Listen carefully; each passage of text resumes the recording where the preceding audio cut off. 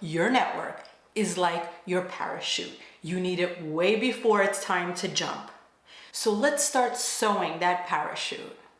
You walk into a networking event and people swarm at you like you're Taylor Swift. That's what happened to me a few weeks ago when I went to our women's event where we were celebrating our top female producers. Okay, slight exaggeration. It wasn't like Taylor Swift, but people were trying to network with me.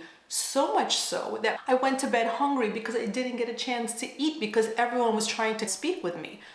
This is the result of decades of building my network in a way that's so substantial and effective that it helped propel my career.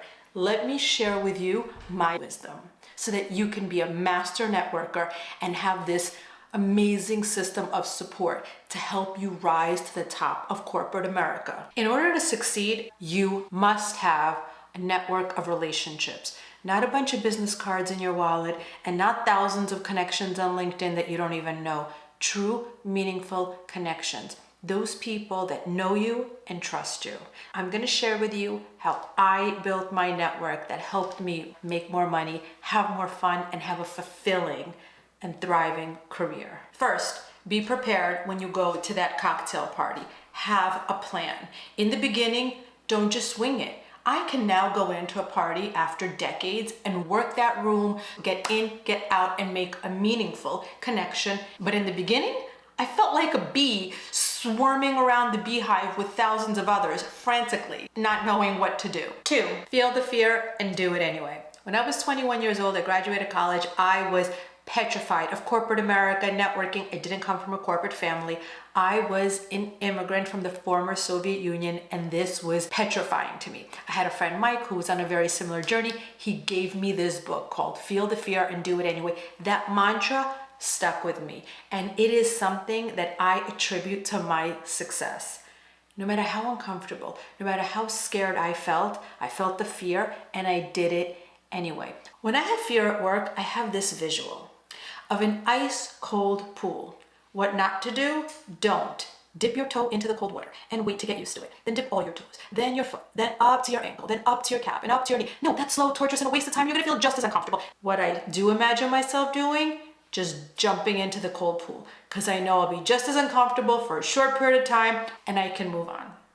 So visualize. Ice cold pool, just jump, you'll be fine. You know you need to network, you know you need your relationships. In my most recent role, I was the chief of staff to a large global wealth management firm. And we were responsible for tens of thousands of people. When I first came into that role, it was so new to me. I was able to be successful because I had this vast network of people that when I needed to know where to turn, I had people to reach out to.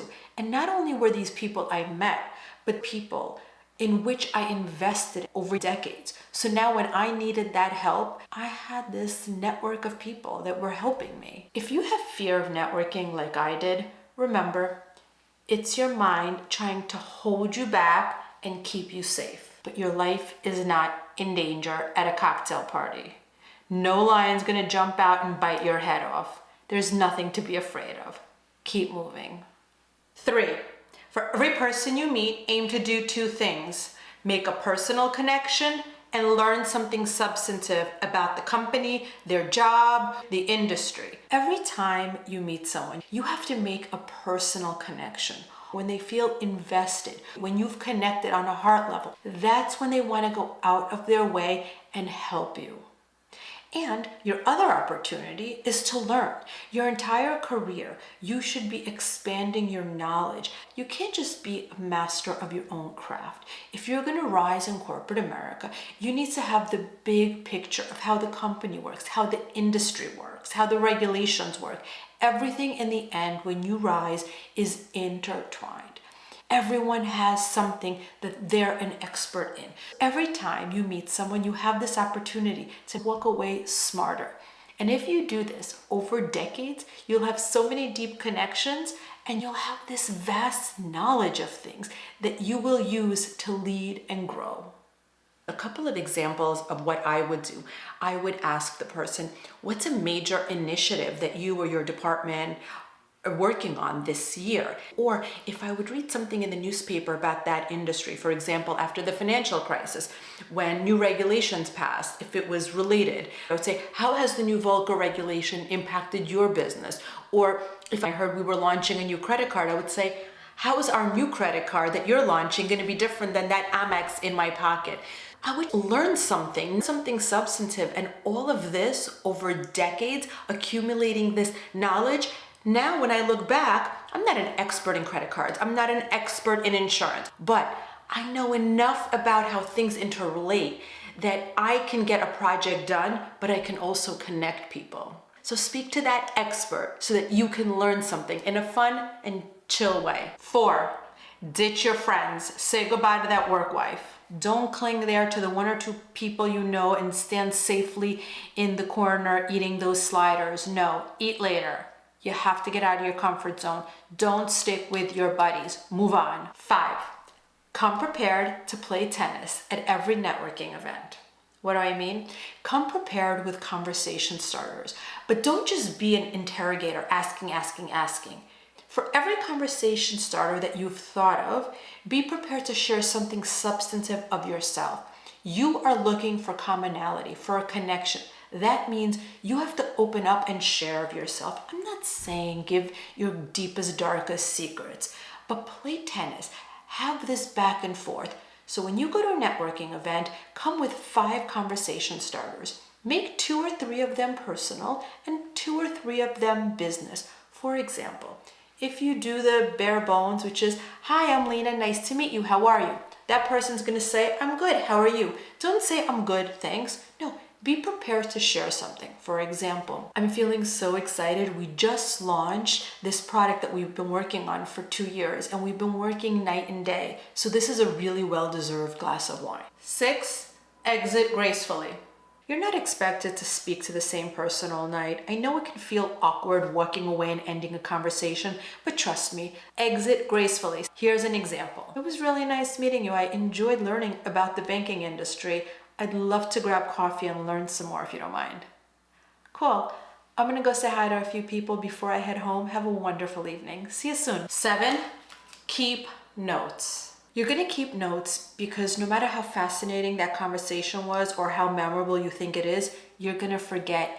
And people want to feel seen and heard by you. That's how you make connections. I was once at a work dinner and I was sitting next to the head of HR. He was telling me about renovations that he was having on his house, how his wife was handling everything because she was an interior designer. Years later, I was going to an event where I knew he was gonna be, so I looked up my contacts and I saw that note that I wrote about it. Of course I had forgotten, but now I remembered. And when I saw him, I was able to ask, how'd your renovations go? Is your wife still an interior designer? That made it feel like we were old friends reconnecting, and now we were building our relationship to the next level. Those types of things, you remembering people, caring enough to ask about it, is really gonna make your relationships go to the next level. 8, follow up. Make it a habit to follow up. You don't have to follow up with every single person you meet. Think, who did I have a great connection with? Who do I want to learn from? Pick one person that you met from that evening and force yourself to connect. It's expected. It's what people do. People have reached out to me that way, and I was more than happy to meet with them. And I've done it to other people. This is how I developed my relationship even deeper. Networking, not a chore. It's a treasure hunt. And at every corner is gold. You know you can have the best technical skills of your job, but without this network, no, without a meaningful network, you will not rise. So we're gonna go to that networking event. We're gonna feel the fear and do it anyway. We're not gonna stay in a corner with a group of people we already know. We're gonna come with a plan. We're gonna come with 5 conversation starters. We are gonna play tennis. Everything that we're asking, we're gonna be ready to share back something substantive. We're gonna keep notes. We're gonna follow up with some of the people that we found particularly useful or interesting. Contacts are just business cards. What you really want is a network of allies and mentors, and that's the way to build them. Watch this next video so I can share with you how I took contacts and turned them into trusted allies, mentors, friends, future bosses that helped propel my career. And most important, you're gonna subscribe and write in the comment what video you want me to do next.